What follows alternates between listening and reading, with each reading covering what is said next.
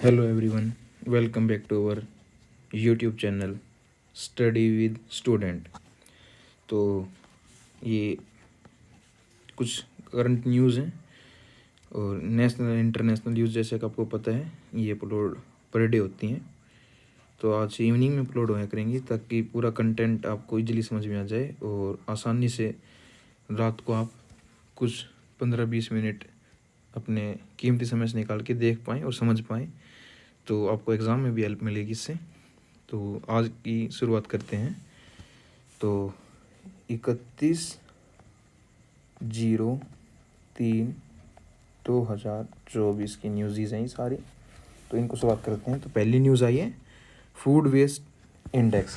तो ये हाल ही में ये बहुत करंट टॉपिक है कि आपको जैसे पता है कि आप शादी में या कहीं भी घर में खाना बनाते हैं तो कुछ खाना बच जाता है तो जिसको हम फेंक देते हैं यानी कि वेस्ट कर देते हैं। तो उसके आधार पर एक फूड वेस्ट इंडेक्स निकाला है ग्लोबली। जो ये फूड वेस्ट इंडेक्स है ये 2 कंपनियों ने निकाला है जो कि UNP और WARP हैं। तो ये जो दोनों की दोनों कंपनियां हैं, ये दोनों की दोनों UK बेस्ड कंपनी है।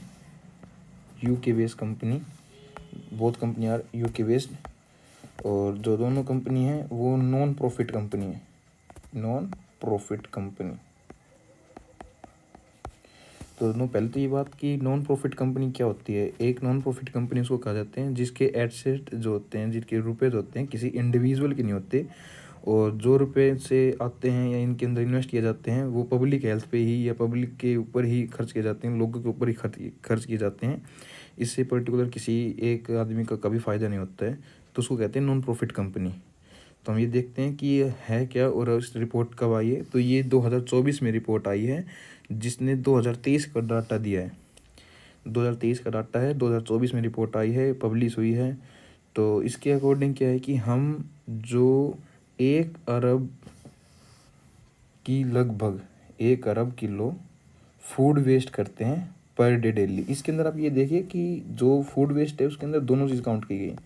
एक तो जो आपका खाना है जिसको आप खा सकते हैं वो, और एक जब आप खाना बनाते हैं तो जो उसके साथ जैसे कि जो आप सब्ज़ी बनाते हैं तो उसका बाहर का छिलका हो गया, या आप गेहूँ वगैरह छानते हैं तो उसका जो बाई प्रोडक्ट होते हैं तो उनको भी काउंट किया गया इसके अंदर। ये नहीं कि केवल फूड उनके बाई प्रोडक्ट्स को भी काउंट किया गया है। ये सभी चीज़ें काउंट करी हैं और उसके आधार पे रिपोर्ट निकाली है। तो अब इसमें समझने वाली बात क्या है? समझने वाली बात यह है कि जैसे कि आपको पता है कि जो पुअर कंट्री हैं, जो अनडेवलप्ड कंट्री है, तो उनके अंदर फूड की हाई डिमांड होती है और उसके बाद भी लोग इसको फूड को बर्बाद कर रहे हैं, किसी को खाना नहीं मिल पा रहा है। और हम शादी में या कहीं भी या किसी भी प्रोग्राम के अंदर जाते हैं और उसको वेस्ट कर देते हैं, तो उनके ऊपर ये निकाली। बस आपको इसके अंदर एक चीज़ जो आपको ध्यान रखनी है वो है 2 company, united nation environment and programme. एक कंपनी है UNEP, united nation environment programme, और सेकंड जो कंपनी है आपकी WARP, waste and resource action programme. ये याद रखिएगा। तो पहली न्यूज़ तो ये है। अब आते हैं हम सेकंड न्यूज़ के ऊपर।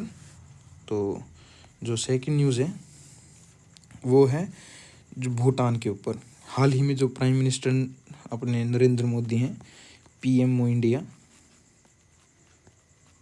PMO जो इंडिया हैं, वो अभी भूटान दौरे पे गए थे, आपको पता ही होगा। तो पहली बार हुआ है कि जो भूटान है, जो उनकी गवर्नमेंट है, भूटान सरकार है, उन्होंने प्राइम मिनिस्टर नरेंद्र मोदी को उनका सबसे बड़े अवार्ड है उससे उनको सम्मानित किया है। जो ये अवार्ड है डर्क गैपलो, सॉरी आप देख लेना, इसका स्पेलिंग मैंने लिख दी है। जो ये अवार्ड है ये हाल ही फिलहाल में मिला है और इसको है, ये है highest civilian award, highest civilian award है। ये कोई मिलिट्री का अवार्ड नहीं है, ये सिविलियन अवार्ड्स होते हैं जो हर कंट्री देते हैं। जैसे कि हमारे पास भारत रत्न है, तो हाईएस्ट सिविलियन अवार्ड्स में काउंट किया जाता है उसको, तो उसके ऊपर भी इनको दिया गया है। तो ये तो है नहीं कि नरेंद्र मोदी जी घूमने गए हैं, तो कुछ वार्तालापें हुई हैं, जो कुछ प्रोजेक्ट्स हैं उनके ऊपर काम किए जा रहे हैं। तो कौन कौन से प्रोजेक्ट हैं, काफ़ी बात हुई है, पर हमें समझने के लिए हमारे पास यही डाटा है जो इम्पोर्टेंट है। एक तो पहला रेल नेटवर्क, इंडिया अब रेल नेटवर्क बनाएगा इंडिया टू भूटान। यानी कि आपको जैसे पता होगा जो ईस्ट इंडिया है और जो सेंट्रल इंडिया है, उसको कनेक्ट करने के लिए ऊपर की तरफ सिक्किम और यहाँ से भूटान है, तो इसको बोलते हैं चिकन नेक। इसके नीचे बांग्लादेश है, इसके ऊपर सिक्किम और यहाँ भूटान है, तो इसको छोटा सा एरिया है पास होता है, तो इसको कहते हैं चिकन नेक। तो इस चिकन नेक को प्रोटेक्ट करने के लिए ही ये मेन जो जितने भी प्रोजेक्ट हैं इसको लॉन्च किया गया है। तो एक तो आप ये देखें कि इसकी टोटल बाउंड्री कितनी है। भूटान इंडिया से 699 किलोमीटर की बाउंड्री शेयर करता है इंडिया के साथ भूटान। तो इसके ऊपर किया गया है। दूसरा जो प्रोजेक्ट है वो है ऑयल के ऊपर, यानी कि पेट्रोल के ऊपर। तो इंडिया, आपको पता है कि भूटान ऊपर की तरफ है, तो वहाँ पेट्रोल अवेलेबल इतना नहीं होता है। तो ये जितना भी आप देखें कि जो ऑयल इंडस्ट्री हैं वो सारी की सारी जो ऑयल इंडस्ट्री होती हैं या फिर जितने भी बड़े कंटेनर्स होते हैं, जितने भी आयात और निर्यात जो किया जाता है, तो वो बाई सी रूट ही होता है, ओशियंस के थ्रू ही होता है। तो ओशियन तो इनके पास है नहीं, तो ये चारों तरफ से लैंड लॉक कंट्री है। तो ओशन ना होने के साथ तो इंडिया अब इनको ऑयल और पेट्रोलियम भी देगा। ये इंडिया से भूटान जाएगा, ये पहले भी जाते हैं और अब इसके अंदर और बढ़ोतरी की गई है। और वहाँ पे कुछ और भी चीज़ें हुई हैं, जैसे कि इंडिया हर कंट्री एक दूसरी कंट्री को कुछ रुपए देती है ताकि उनका डेवलपमेंट किया जा सके। तो इंडिया पहले भूटान को 5,000 करोड़ रुपए देता था, उसको बढ़ाकर नरेंद्र मोदी जी ने 10,000 करोड़ रुपए कर दिया है।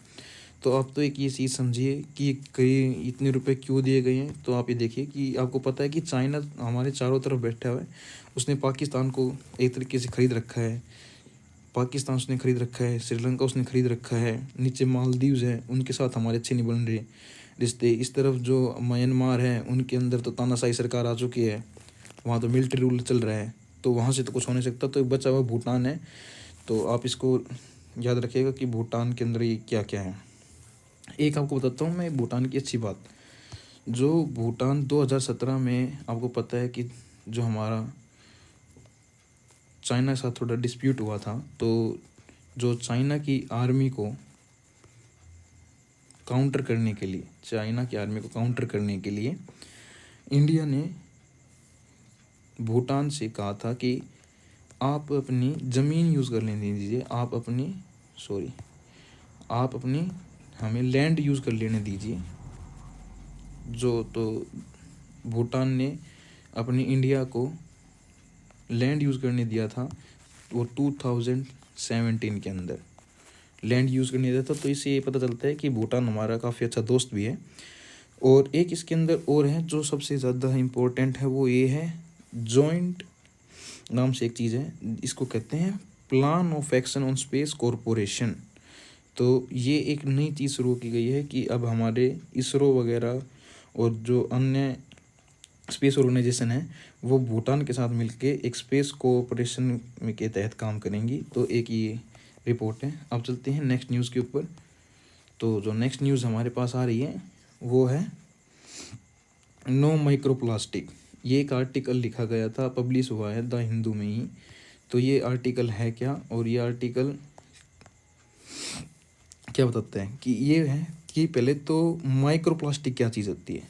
देखो, दो प्लास्टिक होते हैं, जो एक कॉमन प्लास्टिक है हमारे पास, तो जैसे हमारी चेयर है या कोई ऑयल प्रोडक्ट हैं, बोटल्स हैं, और चारों तरफ जो आप प्लास्टिक्स की पॉलीथीन देखते हैं, तो वो सब के सब प्लास्टिक्स हैं। और इसके अंदर बताते हैं कि ये हैं बिग प्लास्टिक या कि मैक्रो प्लास्टिक, और एक होता है माइक्रो यानी कि छोटा। तो माइक्रो जो प्लास्टिक किसको काउंट करेंगे, जिसका साइज 1 माइक्रोन से 10,000 माइक्रोन, 1 से लेके 10,000 माइक्रोन तक का जिसका साइज मिलेगा उसको माइक्रो प्लास्टिक में काउंट किया जाएगा। तो इसके अंदर ये न्यूज़ में आया क्या है और ये न्यूज़ है क्या, अब इसके ऊपर अच्छे से समझते हैं। तो हाल ही में 2024 के अंदर एक प्लास्टिक वेस्ट मैनेजमेंट एक्ट आया है, हालांकि एक्ट पुराना है, ये 2016 के अंदर था। सबसे पहले 2016 के अंदर एक्ट आया था और अब इसको रिवाइव करके 2024 के अंदर कर दिया गया। अब इसका पूरा नाम है new plastic waste management act 2024, 2016 के अंदर आया है। तो इसके अंदर है क्या? तो इसके अंदर ये कहा गया है कि अब जो भी प्लास्टिक यूज़ होंगे वो बायोडिग्रेडेबल प्लास्टिक होंगे, यानी कि वो ऐसे प्लास्टिक जो कि इन्वायरमेंट को कम इफ़ेक्ट करे या फिर इन्वायरमेंट को इफ़ेक्ट ही ना करे, तो इनको कहते हैं बायोडिग्रेडेबल प्लास्टिक्स। तो एक आपको पता होगा CPCB, आप ये बहुत बार नाम भी सुनते होंगे। तो ये है क्या? ये एक एजेंसी है जो कि मिनिस्ट्री ऑफ इन्वायरमेंट, किसके अंदर? मिनिस्ट्री ऑफ इन्वायरमेंट, इन्वायरमेंट के अंडर काम करती हैं। तो इसके थ्रू क्या हुआ है, तो जो अब जितने भी जो बड़ी कंपनीज़ हैं, जो भी कंपनी हैं जो प्लास्टिक का प्रोडक्ट बनाती है, तो उनको अब एक सर्टिफिकेट लेनी पड़ेगी पहले। वो सर्टिफिकेट कौन देगा? वो सर्टिफिकेट देगा CPCB board, central pollution control board. इसकी फुल फॉर्म है सेंट्रल पोल्यूशन कंट्रोल बोर्ड। तो वहाँ से आपको एक सर्टिफिकेट की रिक्वायरमेंट रहेगी। वो रिक्वायरमेंट पूरे होने के बाद ही आप अपनी कंपनी के अंदर प्लास्टिक को बना सकते हैं और उस प्लास्टिक को आगे मार्केट में डाल सकते हैं या बेच सकते हैं। तो एक तो हमारी ये है।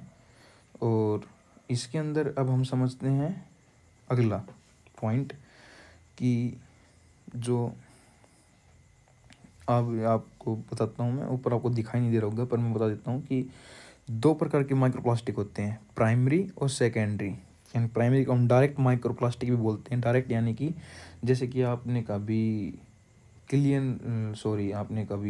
कोई फेस वॉश यूज़ किया होगा जिसके अंदर आपको क्रिस्टल टाइप मिले होंगे, तो क्रिस्टल माइक्रो प्लास्टिक में काउंट किए जाते हैं। तो वो डायरेक्ट यानी कि हमने वो माइक्रो प्लास्टिक बनाया ही यूज़ के लिए था, जो डायरेक्ट यूज़ के लिए बनाया था। एक होता है इनडायरेक्ट, यानी कि हमने कोई चेयर ली, अब वो चेयर काफ़ी दिन हो गए और वो टूट गई, उससे टूटने से छोटे छोटे कण प्लास्टिक के बने, तो उनको कहेंगे जो छोटे छोटे कण टूटने से बने हैं, किसी बड़े प्लास्टिक के टूटने से जो कण बने हैं छोटे, तो वो है इनडायरेक्ट प्लास्टिक के अंदर। यानी कि स्मॉल प्लास्टिक्स जो होते हैं चेयर के टूटने से या किसी बेंच के टूटने से या कोई भी प्लास्टिक के, या आपने कोई थैली ऐसी बाहर फेंक दी इन्वायरमेंट के अंदर और धीरे धीरे डिग्रेडेबल जो होती जा रही, धीरे धीरे ख़त्म होती जा रही, तो उस ख़त्म होने के दौरान जो उसके छोटे छोटे प्लास्टिक बनेंगे उनको कहेंगे micro plastic, secondary micro plastic. तो एक ये न्यूज़ हमारे पास। तो अब हम इसको आगे बढ़ते हुए हम देखते हैं अगली न्यूज़ जो आ रही है हमारे पास, वो आ रही है वेट मिनट, थैंक यू। जो अगली न्यूज़ हमारे पास आ रही है वो आ रही है ICCC। ये है क्या और ये क्या काम करते हैं, इसकी फुल फॉर्म क्या है और ये हमारे कैसे यूज़ करेगा? तो आप ये देखिए, ये है integrate command and control centre, integrated command and control centre. तो ये है क्या? ये एक AI है। अभी आपको पता है कि AI का कितना यूज़ हो रहा है और 2021 शताब्दी को तो बल्कि AI एरा ही बोला जा रहा है। तो अब ये AI है क्या और ये कहाँ यूज़ होगा? ये AI यूज़ होगा आपकी फार्मिंग के अंदर, किसान के लिए इस AI का यूज़ किया जाएगा, फार्मिंग के अंदर यूज़ किया जाएगा। जो ये AI है इसको डाटा दिया जाएगा, उस डाटा के बाद जो ये AI होगा वो जो डाटा AI यूज़ करेगा और उस डाटा से बताएगा कि आपके फील्ड में अब कितनी प्रेजेंस है मिनरल्स की, कितनी प्रेजेंस है मॉइस्चर की कितनी प्रेजेंस है, मिनरल्स की कितनी प्रेजेंस है और क्या किस फसल को कितना चाहिए, तो ये बताएगा। और ये तो है डायरेक्ट जो बेनिफिट मिलेंगे किसी किसान को, किसी फार्मर को। और एक है जो द सेकेंडरी बेनिफिट है, वो है एक जनरल क्रॉप एस्टीमेट सर्वे, यानी कि AI यूज़ करके ये पता लगाया जाएगा कि किस एरिया के अंदर किस चीज़ की मात्रा कितनी है।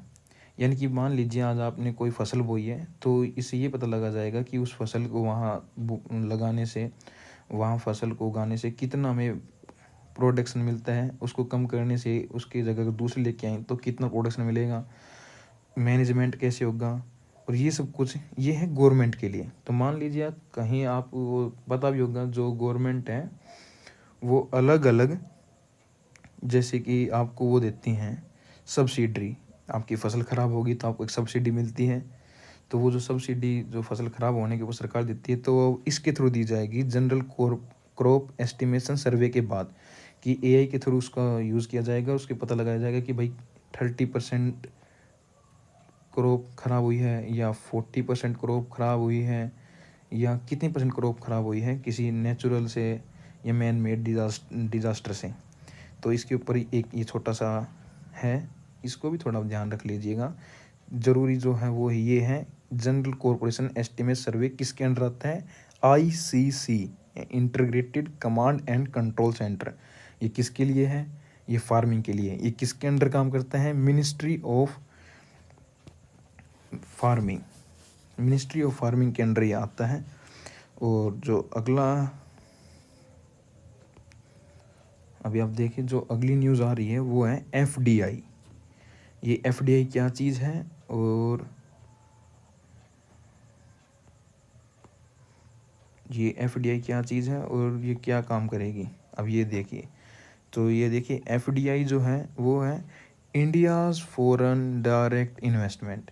जैसे कि आप देख सकते हैं जो पीडब्ल्यू है या अदर जो कंपनीज होती हैं तो उनके अंदर फॉरेन इन्वेस्टमेंट आती है कि भाई किसी कोई व्यक्ति है जो बाहर से बैठा हुआ है, वो डायरेक्ट कहीं इंडिया के अंदर या किसी कंट्री के अंदर रुपए डालता है और उसे डायरेक्ट कंट्रोल करता है। तो ये डायरेक्ट कंट्रोल होता है इस मैन का, इस कंपनी के ऊपर। ये दोनों बाउंड्री मानी है देश की, तो इसने अपनी कंट्री से इन्वेस्ट किया है किसी अनदर कंट्री में डायरेक्टली, तो डायरेक्ट इन्वेस्टमेंट है। तो इसके ऊपर क्या देखा गया, 31% का ड्रॉप। इंडिया के अंदर कितना ड्रॉप आया है, 31%, और ये बहुत बड़ा ड्रॉप है। तो आप देख भी रहेंगे कि हाल और फिलहाल में बताया जा रहा है कि भाई सेक्टर जो अदर सेक्टर्स हैं, कोई भी सेक्टर हैं जो फॉरेन, तो उनके अंदर गिरावट देखी जा रही है, बार बार गिरावट देखी जा रही है। तो उसका एक कारण ये भी है कि बाहर से जो इन्वेस्टमेंट आ रही है इंडिया के अंदर, उसके अंदर गिरावट आ चुकी है, वो भी 31% की, और ग्लोब में जो है वो 9% की है। इंडिया के अंदर 31 और ग्लोब में 9% की जो फॉरेन डायरेक्ट है इन्वेस्टमेंट है जो ग्लोब के अंदर काउंट कर रहे हैं, तो उसको ये देखा गया है कि उसके अंदर 9% की ड्रॉप। तो अभी हमारे लिए समझने ज़रूरी क्या है कि जो 70% जो इन्वेस्टमेंट इंडिया के अंदर आती है, तो वो आती है किन किन, लगभग 5 कंट्री से ही 70% इन्वेस्टमेंट आती है इंडिया के अंदर। तो पहली नीदरलैंड, सिंगापुर, जापान, यूएस और मॉरिशस। तो ये 5 कंट्रियाँ हैं जो 70% तक की फॉरेन इन्वेस्टमेंट करती हैं इंडिया के अंदर। तो इसके अंदर हमें यही समझना है कि जो 31% गिरावट है उसके कारण अभी जो हालात पैदा हो रहे हैं देश के अंदर, जॉब नहीं है, इनसिक्योरिटी महसूस कर रहे हैं, जिनके पास जॉब है वो भी सिक्योरिटी महसूस नहीं कर पा रहे कि उनके पास अब आगे जॉब रहेगी नहीं रहेगी। तो उसका कारण ये भी है। और अभी हम चलते हैं एक बढ़िया टॉपिक के अंदर, आपको इसके पढ़ने पे मज़े भी आएंगे और ये अच्छा टॉपिक भी है। तो ये एक आर्टिकल छपा है द हिंदू के अंदर ही। तो ये है क्या आर्टिकल और ये किसने लिखा है आर्टिकल, तो इसका जो आर्टिकल है वो है big money and imperfect democracy. तो इस आर्टिकल का मतलब क्या है आप ये देखिए। इसके अंदर देखा गया है कि जो big money and imperfect democracy, तो ये आर्टिकल लिखा है अरुण कुमार ने, जो जेएनयू दिल्ली के अंदर एक प्रोफेसर हैं इकोनॉमिक्स के। किसके प्रोफेसर हैं, इकोनॉमिक्स के प्रोफेसर हैं ये अरुण कुमार, जेएनयू दिल्ली के अंदर। तो इन्होंने क्या क्या चीज़ें बताई हैं और अभी हम अच्छे से समझते हैं उन चीज़ों को। इन्होंने बताया है कि जो ग्लोब के अंदर पॉलिटिकल पार्टी हैं ग्लोब में, या मेनली इंडिया की बात करते हैं हम फिलहाल, तो आप इंडिया के अंदर ही आप देखिए जनरल इलेक्शन हो रहे हैं, तो इनके अंदर क्या कह रहे हैं कि जो पॉलिटिकल पार्टी है ना वो high amount of money use करते हैं कैंपेनिंग में।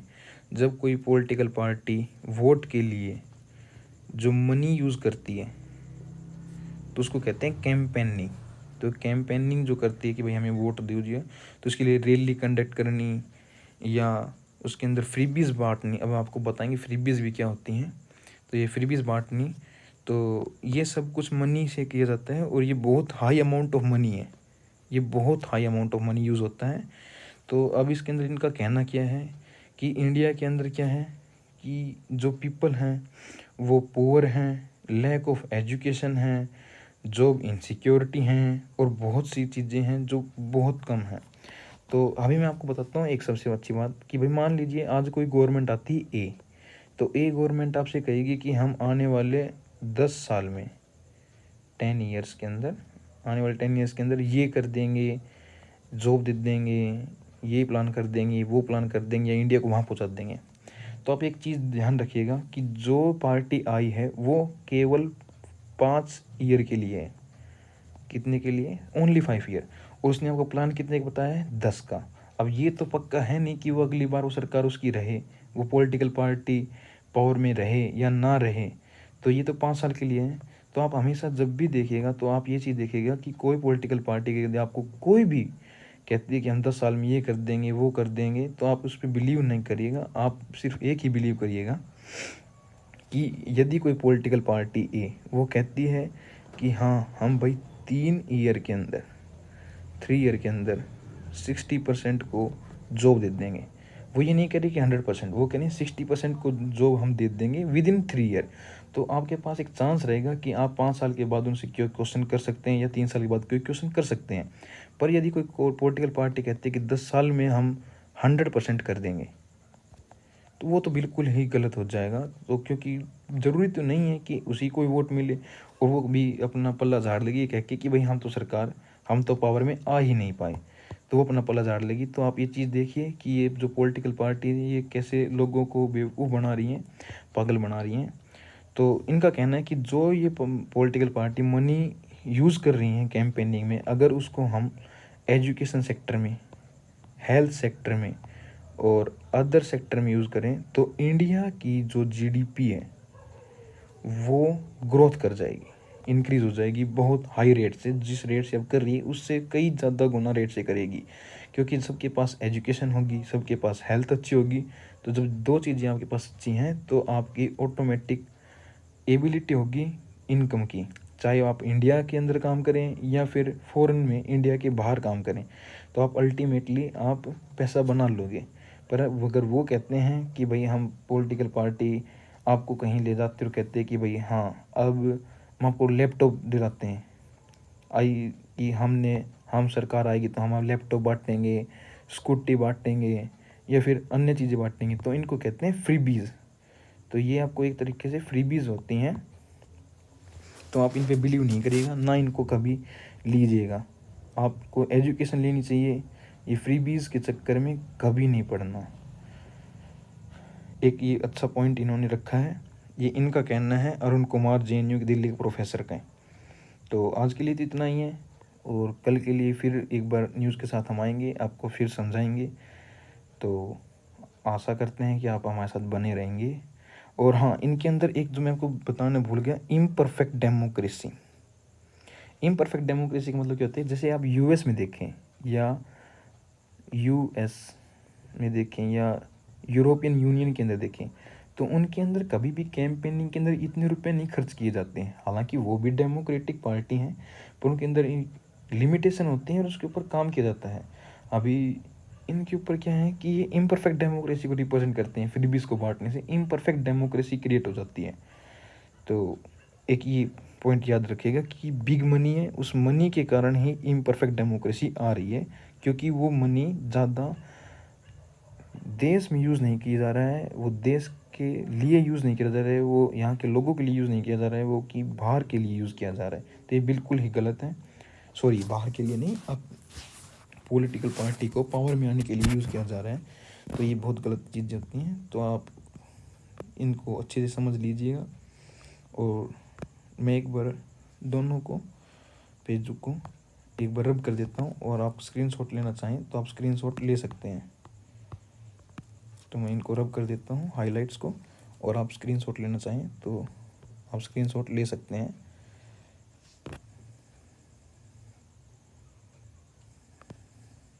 तो आप स्क्रीनशॉट ले सकते हैं।